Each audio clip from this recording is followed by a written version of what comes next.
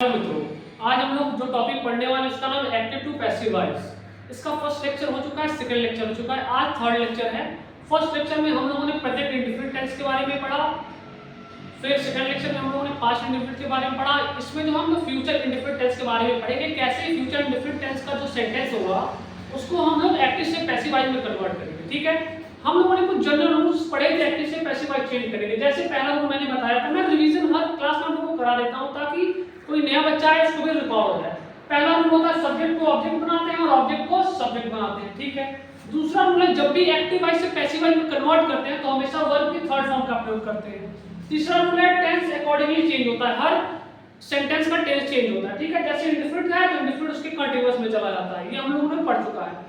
और मैंने एक चीज और आपसे बताया था कि आपको प्रोनाउंस का सब्जेक्टिव केस और ऑब्जेक्टिव केस पता होना चाहिए। क्यों? जब हम सब्जेक्ट को ऑब्जेक्ट बनाएंगे तो उसका ऑब्जेक्टिव केस यूज होगा, और जब ऑब्जेक्ट को सब्जेक्ट बनाएंगे उसका सब्जेक्टिव केस यूज होगा। तो ये मैं मान के चल रहा हूं कि आप लोग पिछला लेक्चर देख चुके हैं, अगर नहीं देखा आप फिर से दोबारा जो है इसको गो थ्रू कर लीजिए, फर्स्ट और सेकंड लेक्चर। ठीक है, फ्यूचर इंडेफिनिट टेंस देखिए, मैंने बताया था कोई भी इंडेफिनिट टेंस होता है उसी के कंटीन्यूअस में चला आता है। अगर फ्यूचर इंडेफिनिट टेंस है उसका टेंस बदल के किस में जाएगा? फ्यूचर के ही कंटीन्यूअस में जाएगा। ठीक है, जैसे प्रेजेंट इंडेफिनिट था तो प्रेजेंट कंटीन्यूअस में जा रहा था, पास्ट इंडेफिनिट था तो पास्ट के कंटीन्यूअस में जा रहा था, फ्यूचर इंडेफिनिट होगा तो फ्यूचर के कंटीन्यूअस में जाएगा। ठीक है, एक एग्जांपल लेते हैं हम लोग, जैसे he will teach the students. मैंने आपको क्या बताया सबसे पहले, कोई भी सेंटेंस आपको मिले और कोई कह दे कि इसको एक्टिव वॉइस से पैसिव वॉइस में कन्वर्ट करिए, सबसे पहला काम टेंस पहचानिए।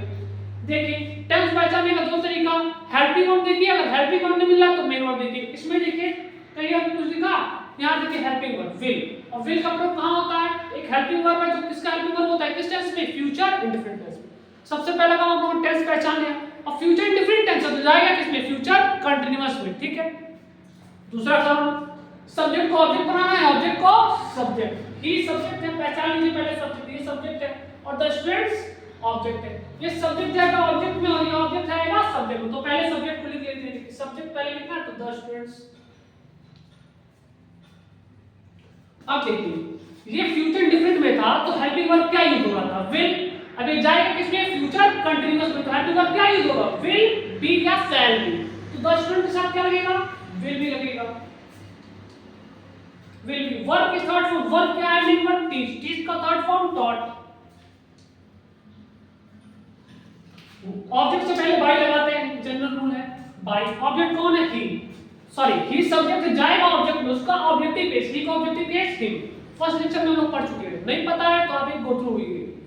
बाय हिम, बस सिंपल जनरल रूल्स है। एक और एग्जांपल लेते हैं, the teacher will teach us. सबसे पहला काम टेंस पहचानिए। देखिए विल लगा है, विल किसमें लगता है? फ्यूचर इंडेफिनिट में। फ्यूचर इंडेफिनिट जाएगा किसमें? फ्यूचर कंटीन्यूअस में जाएगा। ठीक है, सब्जेक्ट ये है, ऑब्जेक्ट जाएगा, ऑब्जेक्ट में जाएगा, ऑब्जेक्ट है सब्जेक्ट में। अस, अस ऑब्जेक्ट है, आएगा सब्जेक्ट में, तो अस किसका? अस का सब्जेक्टिव केस क्या होता है? वी। वी के साथ क्या लगेगा? विल बी की शैल बी, शैल बी। फिर वर्ब का थर्ड फॉर्म बनेगा, वर्ब इसमें क्या है? टीच, टीच का थर्ड फॉर्म टॉट। ऑब्जेक्ट से पहले बाय लगाते हैं, बाय लगा दिया हम लोगों ने। ऑब्जेक्ट कौन बनेगा? इसका सब्जेक्ट। सब्जेक्ट कौन है? The teacher. चला जाएगा ऑब्जेक्ट में, by the teacher. I will cook the food। सबसे पहला काम टेंस पहचानिए, विल लगा है, किस टेंस का वाक्य? फ्यूचर इंडेफिनिट, जाएगा किसमें? फ्यूचर कंटीन्यूअस में। ठीक है, सब्जेक्ट पहचानिए, सब्जेक्ट है आई, जाएगा ऑब्जेक्ट में। द फूड है, ऑब्जेक्ट आएगा सब्जेक्ट में। ऑब्जेक्ट है, पहले सब्जेक्ट में आ गया द फूड।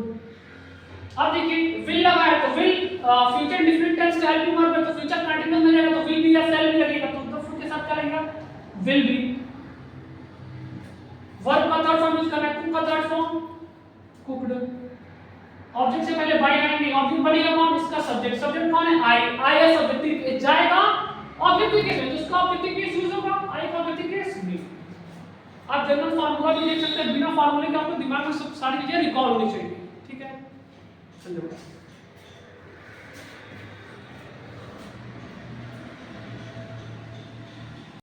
सवाल है अफर्मेटिव सेंटेंस हम लोगों ने पढ़ लिया, अब हम पढ़ेंगे नेगेटिव सेंटेंस। जैसे देखिए आप एक एग्जांपल लेते हैं, जैसे he will not teach us. सबसे पहले हम टेंस पहचानेंगे, आप देखेंगे यहाँ विल लगा हुआ, तो विल कहां लगता है? फ्यूचर इंडेफिनिट, तो जाएगा किसमें? फ्यूचर कंटीन्यूअस में। सबसे पहला काम सब्जेक्ट ऑब्जेक्ट बनेगा, ऑब्जेक्ट सब्जेक्ट, तो सब्जेक्ट लिखना है तो इसका ऑब्जेक्ट सब्जेक्ट बनेगा, अस आएगा सब्जेक्ट में, ये ऑब्जेक्टिव केस है। इसका सब्जेक्टिव केस क्या होता है? इसका वी। वी के साथ लगता क्या है, सेल लगता है, सेल लगा देंगे। फिर नॉट लगेगा, नेगेटिव है तो नॉट लगेगा, फिर बी लगता है। आपको पता होगा, आप लोगों ने 10th पढ़ा होगा तो, ठीक है। नॉट बी, वर्क का थर्ड फॉर्म, वर्क क्या है इसमें, टीच, टीच का थर्ड फॉर्म तो ऑन होता है। फिर ऑब्जेक्ट से पहले बाय लगाएंगे, बाय लगा दिया हम लोगों ने। ऑब्जेक्ट बनेगा कौन, इसका सब्जेक्ट। सब्जेक्ट कौन है, ही। ही का ऑब्जेक्टिव केस क्या होगा, हिम। चलिए एक और एग्जांपल लेते हैं, जैसे we shall not watch the movie, हम मूवी नहीं देखेंगे। हेल्पिंग वर्ब आपने देखा तो पहचान लिया आपने, शैल का वर्ब कहां था, फ्यूचर इंडेफिनिट, जाए इसके फ्यूचर कंटिन्यूअस। पहला काम सब्जेक्ट को ऑब्जेक्ट में भेजेंगे और ऑब्जेक्ट को सब्जेक्ट में। ऑब्जेक्ट है द मूवी, आ जाएगा सब्जेक्ट में, हो जाएगा द मूवी। फिर विल या शैल, नेगेटिव है तो विल या शैल में से कुछ चूज करेंगे, द मूवी के साथ क्या लगेगा, विल।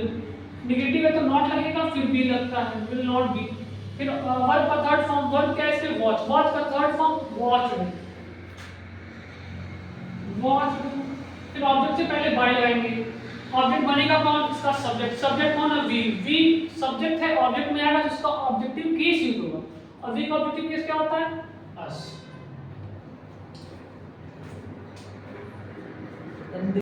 देखते हैं इंट्रोगेटिव सेंटेंस, ठीक है। जैसे आपको एग्जांपल लेते हैं हम लोग, विल ही टीच अस।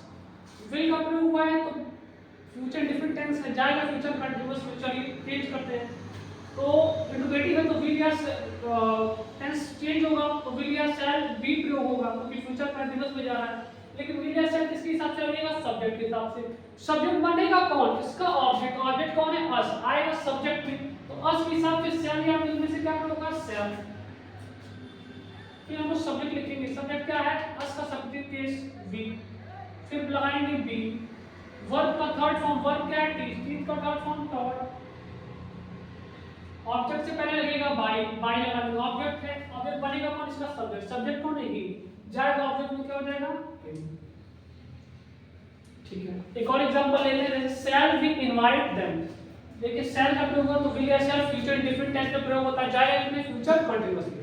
तो सबसे पहले विल या शैल लगाते हैं, फिर सब्जेक्ट, फिर बी लगाते हैं। तो सब्जेक्ट बनता कौन, इसका ऑब्जेक्ट। ऑब्जेक्ट कौन है, दे। अब दे के साथ प्रयोग क्या होगा, विल, तो विल या शैल में से विल का प्रयोग कर देंगे। सब्जेक्ट बनेगा कौन, देम, जो कि ऑब्जेक्ट आएगा सब्जेक्ट में, तो दे, देम का सब्जेक्ट किसका होता है, दे। फिर लगाएंगे बी। वर्ब का थर्ड फॉर्म इनवाइट है, वर्ब इनवाइट का थर्ड फॉर्म होता है इनवाइटेड। फिर ऑब्जेक्ट से पहले क्या लगाएंगे, बाय लगाएंगे, बाय लगा दिया हम लोगों ने। ऑब्जेक्ट बनेगा कौन, इसका सब्जेक्ट। सब्जेक्ट कौन है, वी। वी है सब्जेक्ट, जाएगा ऑब्जेक्ट में जिसका ऑब्जेक्टिव केस यूज होगा। वी का ऑब्जेक्टिव केस क्या होता है, अस। इस तरीके से हम लोग जो है फ्यूचर इंडेफिनिट टेंस का अफर्मेटिव सेंटेंस, नेगेटिव सेंटेंस और इंट्रोगेटिव सेंटेंस बना सकते हैं। धन्यवाद।